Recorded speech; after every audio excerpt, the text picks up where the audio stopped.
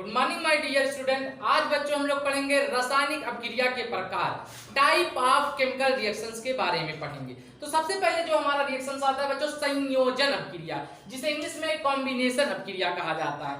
Combination मतलब होता ही बच्चों जोड़ना। नाम से ही पता चल रहा है कि ऐसी अपक्रिया जिसमें दो या दो से अधिक अपकारक जुड़ करके एकल उत्पाद का निर्माण करे, तो ऐसी अपक्रिया को संयोजन अपक्रिया कहा जाएगा। मतलब कि जो संयोजन अपक्रिया होगा बच्चों, उसमें अभिकारक जुड़ करके कोई एकल उत्पाद का निर्माण करेगा, तो ऐसी अपक्रिया को हम लोग संयोजन अपक्रिया कहा जाता है। तो जिसमें दो या दो से अधिक अभिकारक जुड़ के किसी एकल उत्पाद का निर्माण करे, तो ऐसी अपक्रिया को बच्चों संयोजन अपक्रिया कहा जाता है। मतलब संयोजन अपक्रिया में क्या होगा कि दो या दो से अधिक अपकारक होंगे, आपस में जुड़ करके सिंगल प्रोडक्ट का निर्माण करेंगे, तो ऐसे केमिकल रिएक्शंस को हम लोग संयोजन अपक्रिया कहा जाता है। जैसे उदाहरण के लिए बच्चों कोयले का दहन। कोयला मतलब बच्चों कार्बन होता है। कार्बन आपका किस रूप में पाया जाता है? सॉलिड के रूप में। और हमने बताया था दहन के लिए ऑक्सीजन की जरूरत पड़ती है। किसी भी चीज को जलाओगे तो उसको जलाने के लिए हमें ऑक्सीजन की जरूरत पड़ेगी। बिना ऑक्सीजन के कोई चीज जलता नहीं है। तो ऑक्सीजन को जो हमने ले लिया, ऑक्सीजन किस रूप में पाया जाता है बच्चों? गैस के रूप में पाया जाता है। तो यहाँ कार्बन ऑक्सीजन आपस में क्रिया करेंगे, बनेगा कार्बन डाइऑक्साइड, जो कि एक क्या है बच्चों?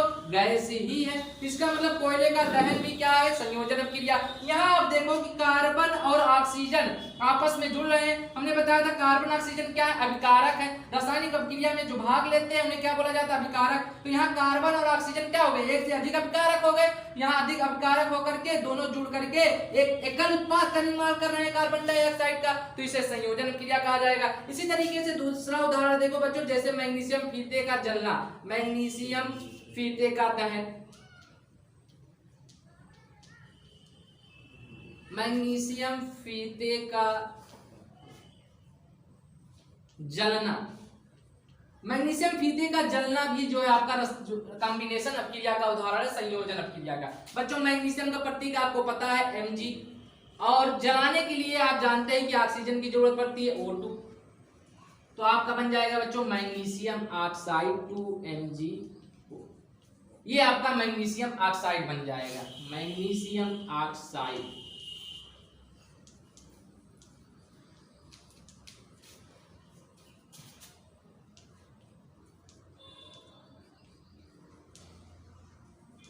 तो यहां पर आप क्या देख रहे हैं बच्चों कि मैग्नीशियम और ऑक्सीजन ये हमारे क्या है बच्चों? अभिकारक है। ये एक से अधिक अभिकारक है। ये दोनों अभिकारक मिल करके सिंगल प्रोडक्ट का निर्माण कर रहे हैं, मैग्नीशियम ऑक्साइड का निर्माण कर रहे हैं। तो ऐसे रिएक्शन जिसमें दो या दो से अधिक अभिकारक जुड़ करके सिंगल प्रोडक्ट का निर्माण करते हैं, ऐसे रिएक्शंस को संयोजन अपक्रिया कहा जाता है। बच्चों अगला है वियोजन अपक्रिया। वियोजन का मतलब ये बच्चों कि टूटना। मतलब इसमें क्या होगा कि अगर से जो आपका अभिकारक होगा वो टूट जाएगा दो या दो से अधिक उत्पाद में। तो नाम से ही पता चल रहा है कि ऐसी अपक्रिया जिसमें हमारा अभिकारक टूट करके दो या दो से अधिक उत्पाद का निर्माण कराए, ऐसे रिएक्शन को वियोजन अपक्रिया या डिकम्पोजिशन रिएक्शन कहा जाता है। तो नाम से ही पता चल जा रहा है कि वियोजन अपक्रिया में हमारे अभिकारक टूटेंगे और दो या दो से अधिक उत्पाद का निर्माण करेंगे। तो जिस अपक्रिया में एक अभिकारक टूट करके दो या दो से अधिक उत्पाद बनाते हैं, दो या दो से अधिक उत्पाद बनाते हैं, उसे वियोजन अपक्रिया कहा जाता है, डिकम्पोजिशन रिएक्शन कहा जाता है। अब जैसे देखो बच्चों, हम क्या करते हैं कि फेरस सल्फेट ले लेते हैं, FeSO4 फेरस सल्फेट में यहाँ ले रहा हूँ। फेरस सल्फेट को क्या कर रहा हूँ? हीट दे कर रहा हूँ, इसमें उष्मा दे रहा हूँ, इसको उष्मा करके तोड़ूंगा इसे। तो यहाँ क्या होगा कि फेरस सल्फेट टूट जाता है बच्चों, Fe2O3 में टूट जाता है, और हमारा सल्फर डाइऑक्साइड गैस में टूट जाता है, और सल्फर ट्राइऑक्साइड गैस में टूट जाता है। तो यहाँ हमारा फेरिक ऑक्साइड बन गया बच्चों, और सल्फर डाइऑक्साइड, सल्फर ट्राइऑक्साइड। यहाँ हम देख क्या है कि हमारा फेरस सल्फेट जो है, ये हमारा फेरस सल्फेट है बच्चों, फेरस सल्फेट। तो फेरस जो सल्फेट है यहाँ अभिकारक एकल है, और यहाँ एकल अभिकारक टूट करके दो या दो से अधिक उत्पाद में टूट जा रहा है, फेरिक ऑक्साइड में टूट जा रहा है, सल्फर डाइऑक्साइड में, सल्फर ट्राइऑक्साइड में। फेरस सल्फेट ये हमारा था। तो ये वियोजन अपक्रिया का उदाहरण है बच्चों। इसी तरीके से एक उदाहरण और है जो लेड नाइट्रेट का है बच्चों, lead nitrate 2PbNO3। Lead nitrate को हम क्या कर रहे हैं बच्चों? उष्मा दे करके तोड़ेंगे। तो यहाँ लेड नाइट्रेट इसका नाम है। ये बच्चों लेड नाइट्रेट का सवाल 2019 में आया हुआ है कि कि क्या होता है जब लेड नाइट्रेट को हीट किया जाता है तो क्या प्राप्त होता है। तो बच्चों ये सवाल आपके यूपी बोर्ड 2019 में आया हुआ सवाल है कि लेड नाइट्रेट एक वियोजन अपक्रिया का उदाहरण है। यहाँ आप लेड नाइट्रेट आपका सिंगल अभिकारक है, अब इसको मैं हीट कर रहा हूँ, ये हीट का निशान होता है बच्चों, ये डेल्टा जो होता है हीट का निशान होता है, इसको मैं हीट कर रहा हूँ तो क्या होगा बच्चों, आपका लेड ऑक्साइड बन जाएगा 2PbO बन जाएगा और हमारा जो है नाइट्रोजन डाइऑक्साइड और साथ में बच्चों ऑक्सीजन गैस बाहर निकल आएगा, O2 गैस बाहर निकल जाएगा। यहाँ पर हमारा लेड ऑक्साइड बन गया, PbO बन गया और यहाँ नाइट्रोजन डाइऑक्साइड। बच्चों ये नाइट्रोजन डाइऑक्साइड ब्राउन कलर का गैस देता है। किस तरीके से पूछा जाता है कि लेड नाइट्रेट के हीट करने पर कौन सा ब्राउन कलर का गैस प्राप्त होता है, तो बच्चों नाइट्रोजन डाइऑक्साइड का वो जो है आपको गैस प्राप्त होता है, ब्राउन रंग का होता है, ये ब्राउन कलर होता है। तो इसका मतलब कि वियोजन अपक्रिया जिसमें हम क्या करेंगे कि अभिकारक को गर्म करेंगे तो जो अभिकारक होगा, एकल अभिकारक होगा, वो 2 या 2 से अधिक उत्पाद में टूट जाएगा, तो ऐसी अपक्रिया को वियोजन अपक्रिया कहा जाता है। बच्चों वियोजन अपक्रिया का टूटना कई तरीके से हो सकता है विद्युत द्वारा हो सकता है, उष्मा के द्वारा हो सकता है, सूर्य के प्रकाश में भी वियोजन हो सकता है। तो ये वियोजन अपक्रिया जो होती है कई तरीके से टूट सकती है बच्चों। तो मैंने बताया वियोजन अपक्रिया, तो वियोजन अपक्रिया का टूटना 3 प्रकार से हो सकता है। तो पहला जो टूटना है बच्चों उष्मीय वियोजन। उष्मीय वियोजन मतलब होता है कि वो वियोजन जिसमें अभिकारक उष्मा पाकर के टूट जाए, तो ऐसे वियोजन को बच्चों क्या कहते हैं, उष्मीय वियोजन। ऐसा वियोजन जो उष्मा द्वारा हो, जो उष्मा द्वारा होता है, ऐसे वियोजन को क्या कहते हैं बच्चों, उष्मीय वियोजन कहा जाता है। जैसे कि हम लोग ले लेते हैं कैल्शियम कार्बोनेट को टूटना या संगमरमर को हीट कर दे रहे हैं। तो एग्जांपल जो है हमने ले लिया कैल्शियम कार्बोनेट का टूटना, कैल्शियम कार्बोनेट लिए, अब इसको बच्चों में हीट दे रहा हूँ, उष्मा दे रहा हूँ। ये जो चिन्ह होता है हीट का, उष्मा का होता है चिन्ह बच्चों, उष्मा दे रहा हूँ, थोड़ा सा हीट करेंगे इसको।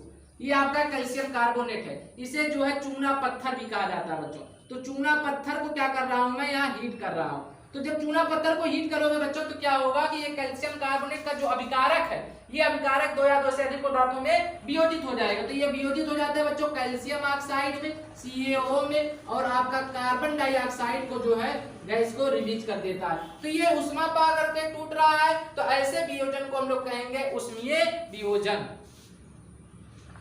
अगला वियोजन बच्चों विद्युत वियोजन। नाम से ही पता चल रहा है कि ऐसा वियोजन जो विद्युत धारा द्वारा हो, जो इलेक्ट्रिसिटी द्वारा हो। मतलब कि अगर से कोई आपका जो अभिकारक होगा उसमें हम लोग क्या करेंगे, करंट प्रवाहित करेंगे, धारा प्रवाहित करेंगे। तो अगर वो अभिकारक 2 या 2 से अधिक पदार्थ में टूट जा रहा है तो ऐसे वियोजन को विद्युत वियोजन कहा जाएगा। जो वियोजन विद्युत धारा द्वारा हो, ऐसे वियोजन को विद्युत वियोजन कहा जाता है। जैसे बच्चों जल का विद्युत अपघटन कराने पर, जब हम जल का विद्युत अपघटन कराते हैं तो उसमें क्या करते हैं कि करंट प्रोवाइड कर देते हैं, थोड़ा सा एसिड डाल देते हैं जल में और उसमें क्या करते हैं, इलेक्ट्रिसिटी प्रोवाइड करते हैं। इलेक्ट्रिसिटी प्रोवाइड करने पर वाटर के मॉलिक्यूल्स क्या हो जाते हैं, अपघटित हो जाते हैं हाइड्रोजन और ऑक्सीजन में। तो इसे जो है जैसे हमने ले लिया वाटर बच्चों 2H2O, मैंने यहाँ पानी ले लिया और यहाँ मैं इलेक्ट्रिसिटी कर रहा हूँ, मतलब कि जो है करंट प्रोवाइड कर रहा हूँ, इलेक्ट्रिसिटी।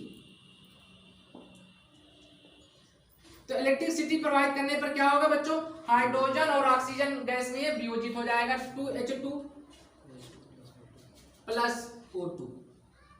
बच्चों जो हाइड्रोजन गैस जब हम विद्युत अपघटन कराते हैं तो क्या करते हैं, थोड़ा सा उसमें सल्फ्यूरिक अम्ल, डाइल्यूट सल्फ्यूरिक अम्ल डाल देते हैं। ये वियोजन में क्या करती है, मदद करती है। तो जो हमारा हाइड्रोजन गैस प्राप्त होता है बच्चों, ये कैथोड पे प्राप्त होता है।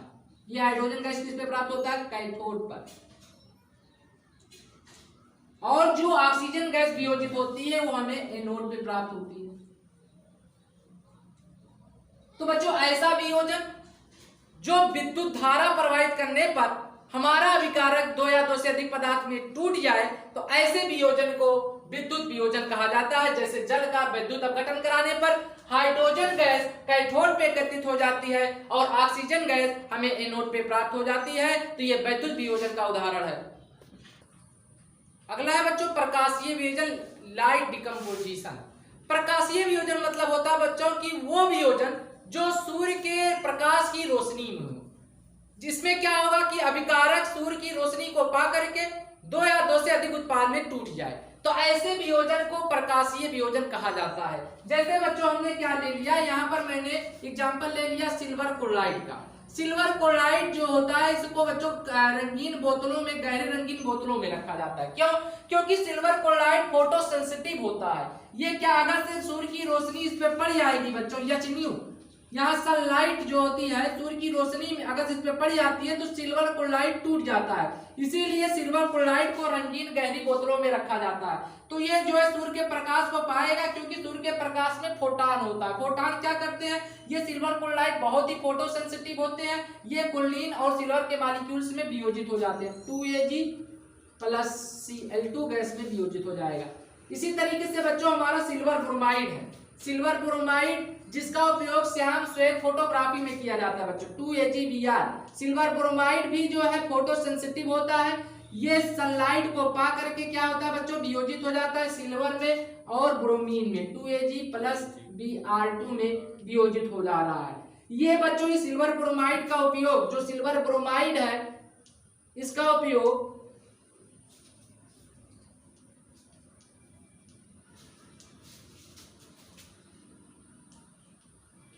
सिल्वर ब्रोमाइड का उपयोग श्याम श्वेत फोटोग्राफी में किया जाता है।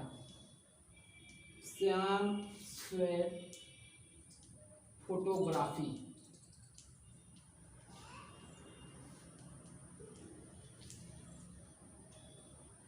मतलब सिल्वर ब्रोमाइड रिएक्शन का उपयोग हम लोग ब्लैक एंड व्हाइट फोटो के निर्माण में किया जाता है। तो इस प्रकार हम लोगों ने पढ़ा प्रकाशीय वियोजन 3 प्रकार के होते हैं, उष्मीय वियोजन, इसके बाद जो है इलेक्ट्रिक वियोजन, और तीसरा हम लोगों ने पढ़ा लाइट डिकम्पोजिशन के बारे में, मतलब प्रकाशीय वियोजन। प्रकाशीय वियोजन में हम लोगों ने क्या देखा कि जो एक अभिकारक हमारा रहता है वो सूर्य के प्रकाश की उपस्थिति में क्या हो जाता है, वो 2 या 2 से अधिक उत्पाद में टूट जाता है। तो ऐसे वियोजन को प्रकाशीय वियोजन कहा जाता है। अगला है बच्चों विस्थापन अभिक्रिया। विस्थापन अभिक्रिया जिसे कहा जाता है इंग्लिश में डिस्प्लेसमेंट रिएक्शन। विस्थापन मतलब होता है कि बच्चों की जो किसी एक तत्व दूसरे तत्व को क्या कर दे, विस्थापित कर दे।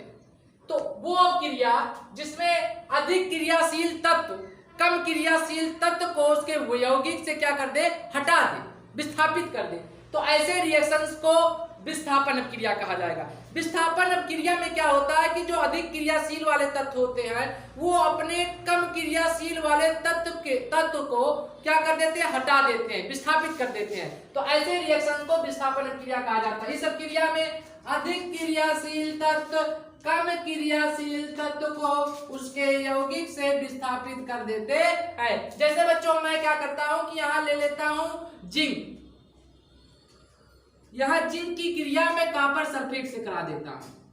तो जिंक कॉपर सल्फेट से जब क्रिया करता है बच्चों, चूंकि वैद्युत ये विस्थापन की क्रिया के लिए जो है सक्रियता श्रेणी है, जो हम लोग धातु अधातु में पढ़ेंगे, तो सक्रियता श्रेणी में जिंक कॉपर से अधिक ऊपर है। इसका मतलब जिंक की क्रियाशीलता कॉपर से अधिक है। तो जब जिंक की क्रिया कॉपर से अधिक है तो जिंक क्या करेगा, कॉपर को हटा देगा। तो हमारा क्या बन जाएगा बच्चों, जिंक सल्फेट बन जाएगा और कॉपर जो है डिपॉजिट हो जाएगा, कॉपर विस्थापित हो गया।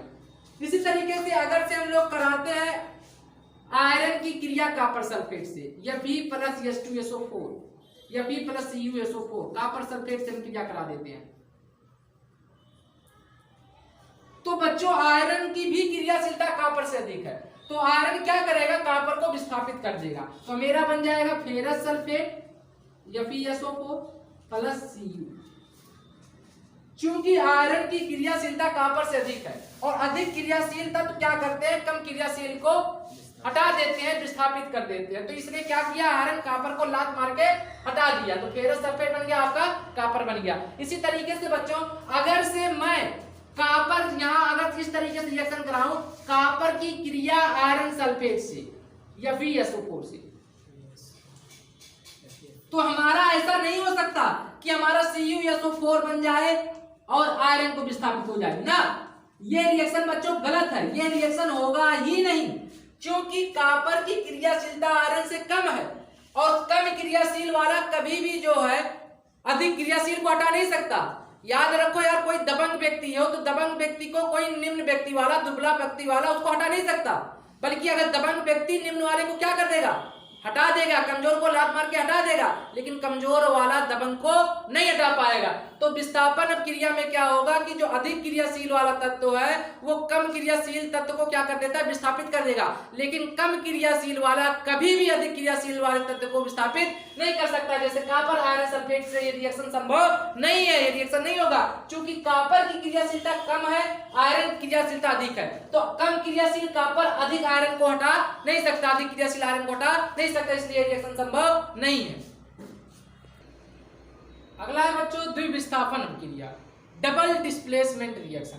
डबल डिस्प्लेसमेंट रिएक्शन में क्या होता है बच्चों कि दो यौगिकों के आयनों के ट्रांसफर से उत्पाद का निर्माण होता है। इसमें अभिकारक के जो अभिकारक होते हैं इनमें आयनों का आदान प्रदान हो जाता है, आदान प्रदान से उत्पाद का निर्माण हो जाता है। तो ऐसे रिएक्शंस को द्विविस्थापन अपक्रिया कहा जाता है। जिस अपक्रिया में उत्पादों का निर्माण दो यौगिकों के बीच आयनों के आदान प्रदान से होता है, ऐसी अपक्रिया को द्विविस्थापन अपक्रिया कहा जाता है। जैसे बच्चों बेरियम क्लोराइड की क्रिया, बेरियम क्लोराइड BaCl2,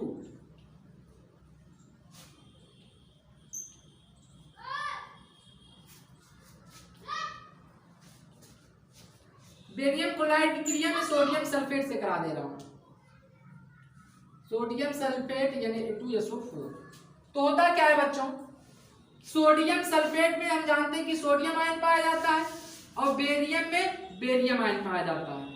तो होगा क्या कि ये जो सोडियम का आयन है इस बेरियम के आयन पे आ जाएगा और जो बेरियम का आयन है ये सोडियम के आयन पे आ जाएगा। तो यहाँ आयनों का क्या हो जा रहा है, अदला बदली हो जा रहा है। यहाँ पर दो अभिकारक के आयन आपस में एक दूसरे से एक्सचेंज होंगे तो क्या जो उत्पाद बनेगा इस आपको उसे द्विविस्थापन अपक्रिया कहा जाएगा। तो यहाँ क्या होगा, सोडियम बेरियम के स्थान पे लगा देंगे तो हमारा हो जाएगा बच्चों 2NaCl और बेरियम सोडियम के स्थान पे आ जाएगा तो बन जाएगा BaSO4। तो यहाँ हमारा बेरियम सल्फेट बन जाएगा और ये अवक्षेप प्राप्त होता है। बेरियम सल्फेट का सफेद अवक्षेप प्राप्त होता है, ये सफेद रंग का होता है बेरियम सल्फेट, सफेद अवक्षेप। जो सफेद अवक्षेप होते हैं बच्चों ये अघुलनशील होते हैं। इसके अवक्षेप कैसे होते हैं, अघुलनशील मतलब घुलते नहीं है।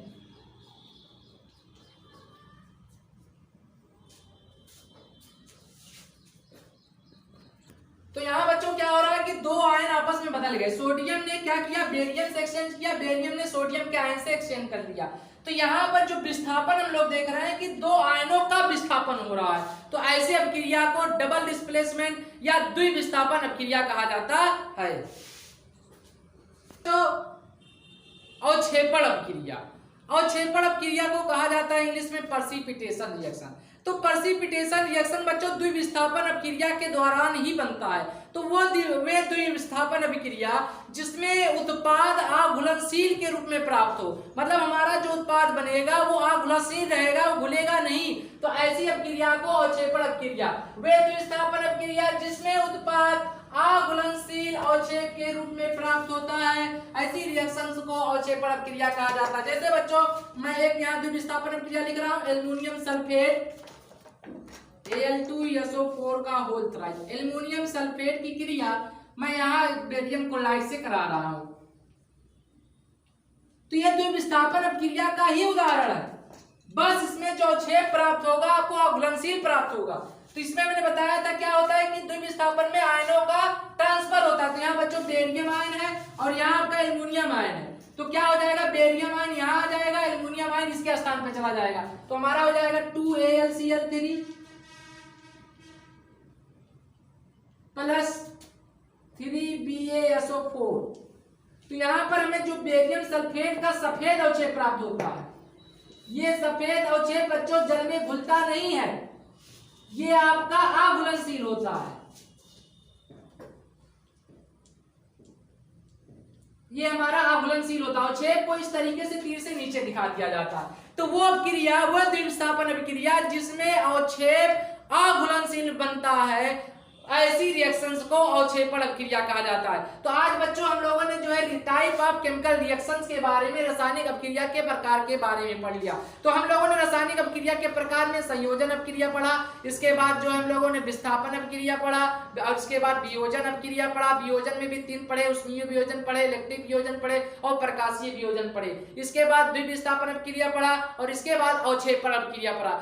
इस प्रकार आज हमारा जो है टॉपिक रासायनिक अपक्रिया के प्रकार, टाइप ऑफ केमिकल रिएक्शन, आज यहीं पर खत्म होता है।